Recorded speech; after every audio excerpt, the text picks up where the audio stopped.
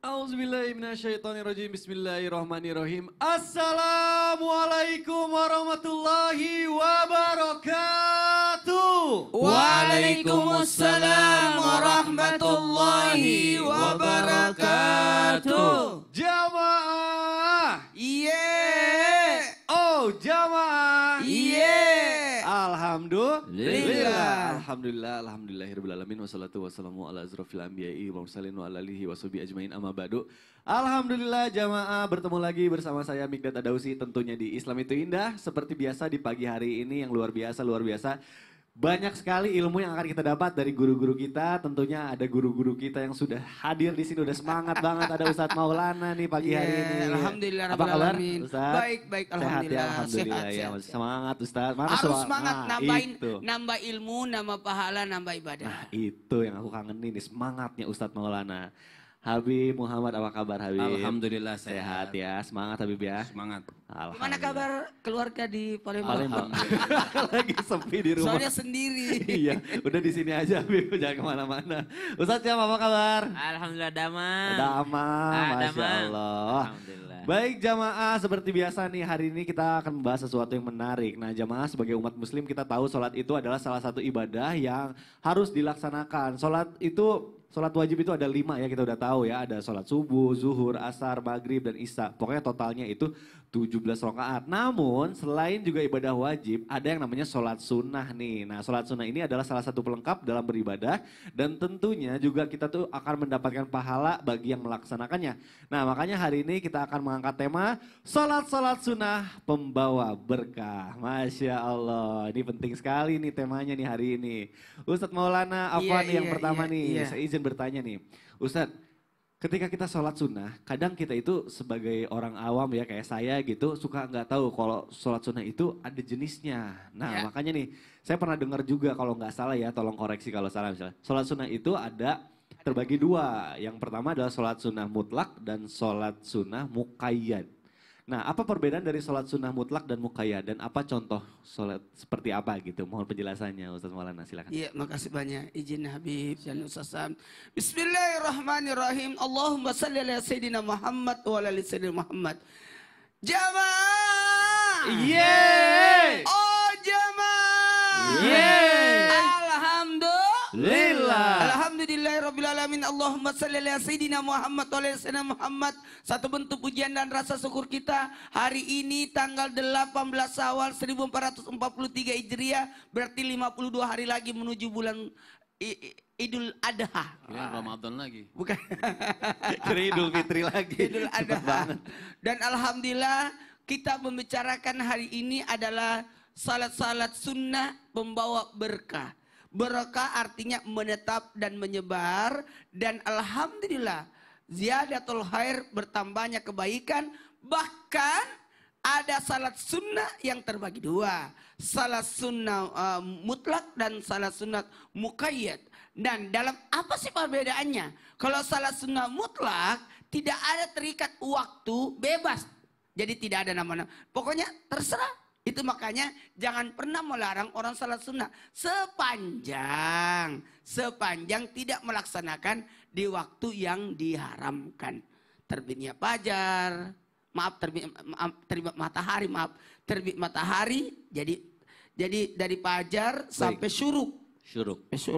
Kemudian nanti ada, mohon maaf, tidak ada salat sunnah sesudah subuh, itu yang dilarang. Ketika matahari naik dan matahari pas tengah-tengah. Dan ketika matahari turun, makanya sesudah salat asar tidak ada salat sunnah. Makanya jangan salat sunnah mutlak di situ. Yang bebas malam, seberapapun silahkan. Itu ada salat sunnah mutlak. Maka sepanjang tidak ada waktu yang terlarang. Dan yang berikutnya, kalau salat sunat muqayyad yang tertentu waktunya, seperti salat sunat rawatib, tahiyatul masjid, kemudian salat ajat, salat taubat, dan semua salat-salat itu sudah ada ketentuannya. Makanya mohon izin harus saya sampaikan, ada salat sunnah yang berkaitan dengan keadaan, berkaitan dengan waktu, bahkan ada salat sunnah yang berkaitan dengan tempat. Ya, makanya di Ijir Ismail, di Multasam. Makanya enak banget kalau kita ibadahnya di Tanah Suci. Karena ada salat sunnah yang disebabkan karena tempat. Ada salat sunnah yang berkaitan dengan keadaan. Contoh, masuk masjid, salat sunat tahiyatul masjid, sesudah berwudu ada namanya salat sunat wudu sepanjang masih basah. Kemudian ada salat sunat hajat karena adanya permohonan. Ada bahkan salat sunat meminta hujan. Ada bahkan salat sunat gerhana. Ada salat sunat untuk menentukan pilihan. Jadi betapa banyaknya salat-salat sunnah yang dalam artian menambah kebaikan kita. Makanya kalau minimal sehari semalam kita salatnya 50 rakaat deh. Waduh, 50 rakaat tuh. Iya, 17 yang salat fardu, 12 yang sunnah, rawatib, kemudian tambah salat malam 11, berarti sudah berapa tuh? 40. Kemudian sisa 10. 10-nya awabin di antara maghrib isya. Kemudian nanti di salat duhanya minimal 4. Berarti totalnya adalah minimal 50 rakaat. Sehari semalam. 17 yang wajib. Lalu 33 yang sunnah. Sebagai tambahan. Karena kalau kita cuma menjalankan yang wajib aja, itu kan milik Allah. Betul. Dan terlalu menggampangkan kalau kita tidak ada salat sunnahnya. Karena ada jaminan enggak salat fardu kita diterima.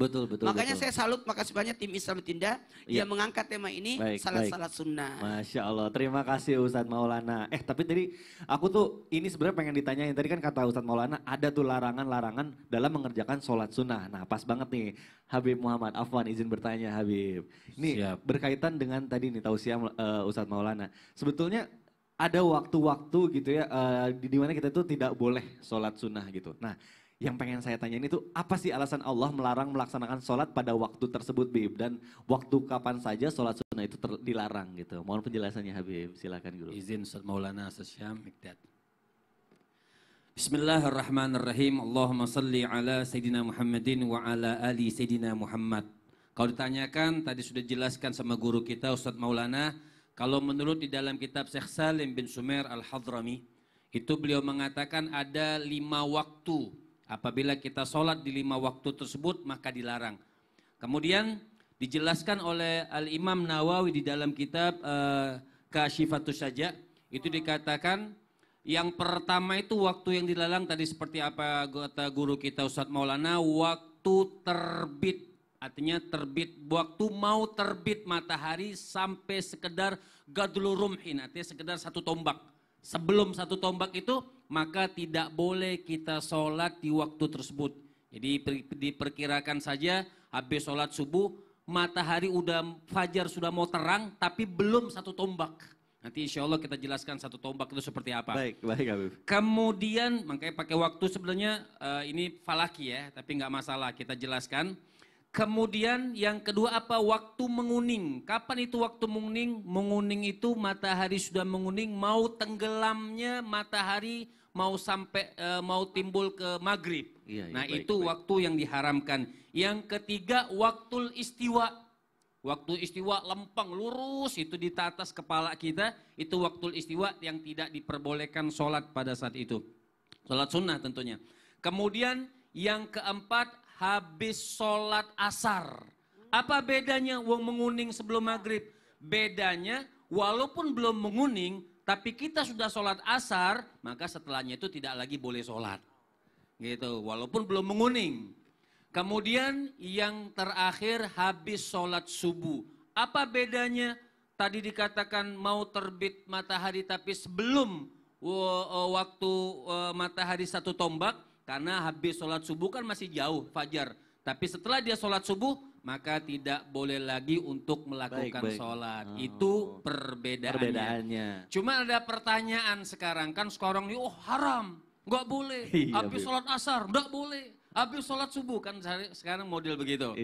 Pertanyaannya pemirsa, apakah semua sholat sunnah itu diharamkan dengan waktu-waktu ini? Nah ini permasalahan, ini kita masuk permasalahannya. Kan kita tahu nih 5 waktu haram. Apa mutlak semua sholat itu haram dengan 5 waktu ini? Tidak. Maka yang pertama ada yang namanya sabab mutaqaddim. Apa itu sabab mutaqaddim? Sebabnya duluan baru sholat. Contoh, seperti Ustadz Maulana tadi bilang, sholat tahiyatul masjid. Tahiyatul masjid. Kan kapan saja kita masuk masjid, boleh kita sholat. Baik. Walaupun di waktu-waktu yang haram. Apa sebabnya? Karena sebabnya mutaqaddim, sebabnya duluan. Orang itu masuk masjid dulu, baru sholat. Betul. Kan? Masuk masjid dulu baru sholat. Jadi sababnya mutaqaddim. Maka itu diperbolehkan walaupun di waktu-waktu yang diharamkan.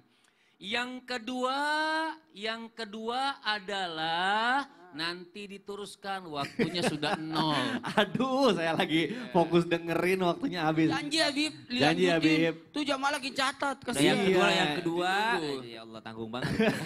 Nanti setelah yang ini ya Beb ya. Kita terus. Soalnya ini masih ada pertanyaan juga nih. Selanjutnya saya mau ke Ustadz Syam nih. Iya. Ustadz Syam, apa nih?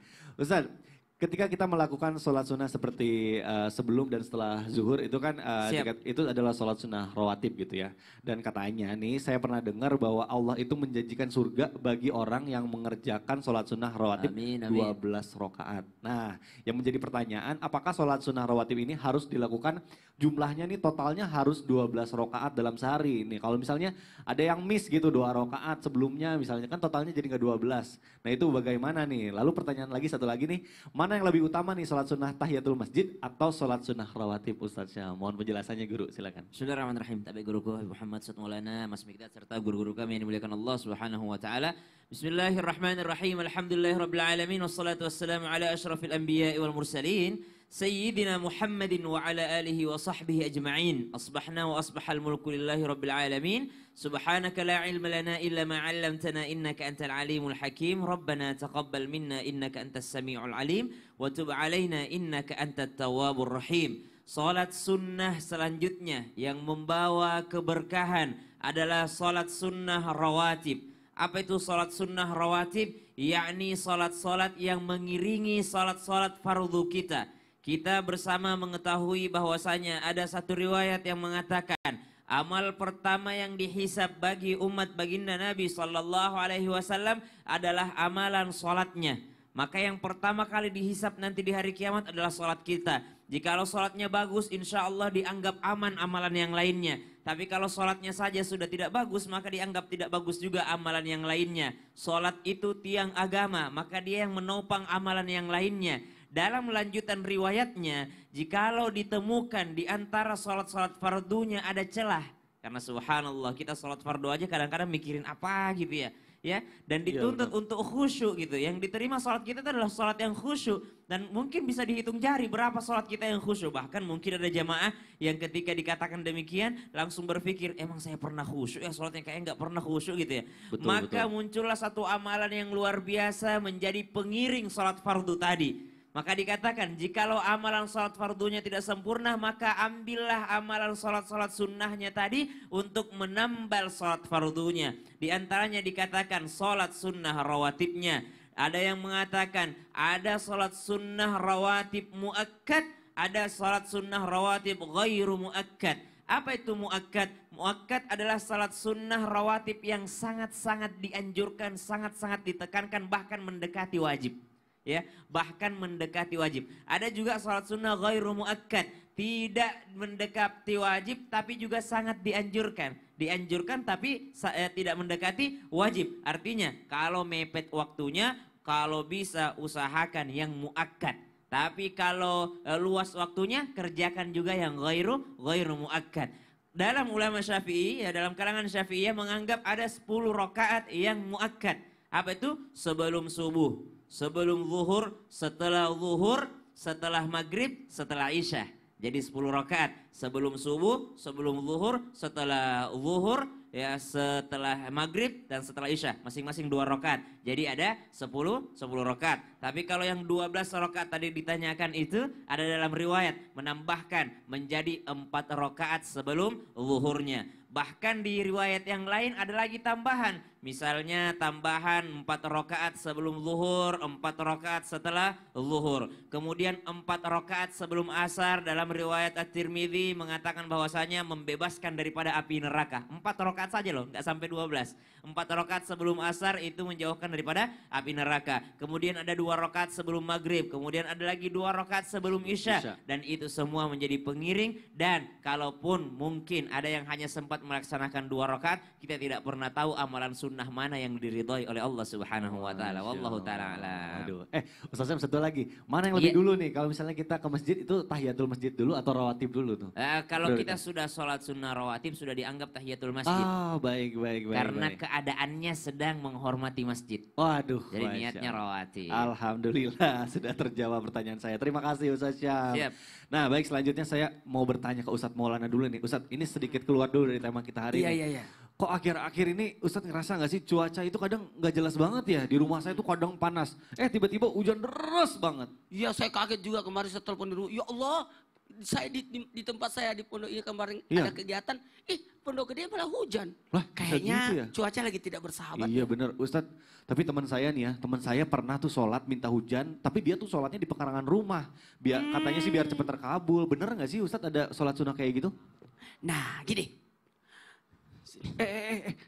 Kita lihat dulu. Kenapa? Kalau mau sholat sunat, kita harus di luar. Oh gitu? Harus di luar? Jangan kemana-mana ya. Tetap di Sarbitinda jamaah. Alhamdulillah. Kita lihat cuaca. Harus di luar. Aku duluan dulu ya. Ini belum selesai.